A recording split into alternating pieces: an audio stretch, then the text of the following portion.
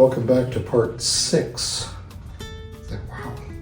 I didn't know how long this would take, and so we're just, seeing how it goes. Today, I'd like to focus on the continuing with the clothes, and depending on how far we get, start addressing the background as well. Believe it or not, we've only just basically finished laying the foundation.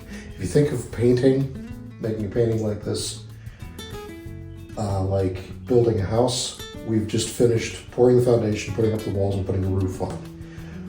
What we're going to be doing now is picking out colors for the walls, hanging curtains, and rearranging furniture. And this is kind of what I've been referring to over the last few sessions about working and collapsing zones of focus. You're going to start making smaller and smaller tweaks, so you're not going to be painting these big zones anymore. You're going to be looking at the zones within the zones and making smaller and smaller decisions. But it's the accumulation of those smaller decisions that's going to bring it into focus, bring up the power, and really make it feel finished. All right then, let's carry on with what we're doing. Yay! Ready? Yeah.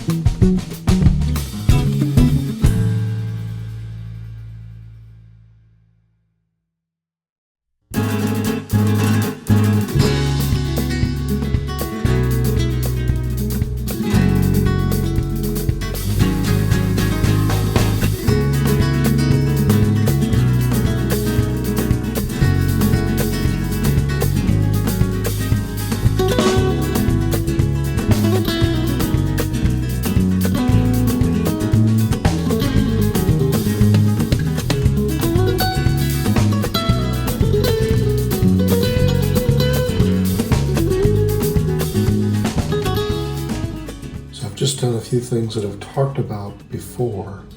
I'm going to blend in all these letter marks. What I've done right now is I've just kind of added them to see what I've got, kind of, it's like consider that.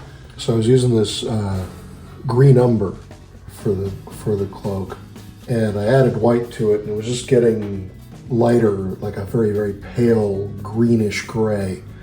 And so I did what I've talked about before, which is I added some sap green, which is a much more vibrant green, to the mixture. And that's what's going down as these highlights. And this is what I've been talking about by keeping my colors so subdued for so long. When I do add a little bit more of a saturated color, it has some room to really pop. But I'm going to do something that I usually do with portraits, just for your consideration and yours. Portraits are all about the face. Everything else is kind of secondary to that. And so I have the greatest contrast and the brightest lights in the face when I do portraits. So even though in the reference photo, the brightness goes further down, I'll keep getting dimmer as I get closer to the edges. Even if this should be a brighter value, I'll let it be dimmer so that things get brighter and brighter and brighter as you get to the face, and then ta-da, there's the thing that I want people to pay attention to. So that's a game that I play in my portraits. You may do that or not, as you wish, but I wanted to describe what it is that I'm doing so that you have an option. Thanks.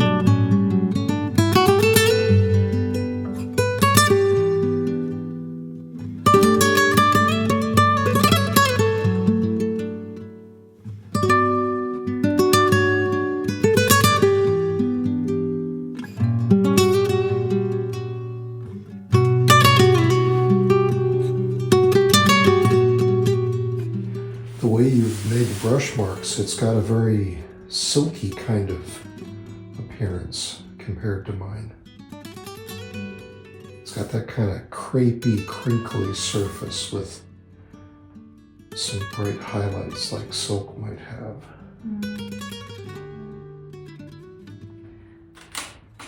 Is that how do you think? It just is. It's not a criticism, I'm just it's got a silky, satiny kind of effect. That's so it's only a problem if that's not what you were aiming for. I have an idea of what's in for. Do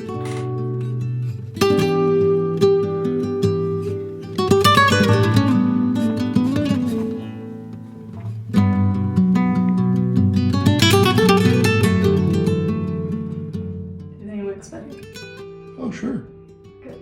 Did I get the hard edges? Yes, I think you're moving in good directions. You've got lots of nice form and shapes developing in the folds. Maybe this is for next time, but in addition to that, I want to see it feel like it's like 2 layers of folds. So you got the individual folds that have a nice form going on.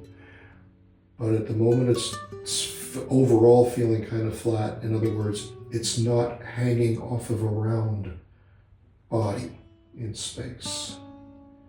So you've got like micro form. It needs to get back some of the macro form. Does that make sense?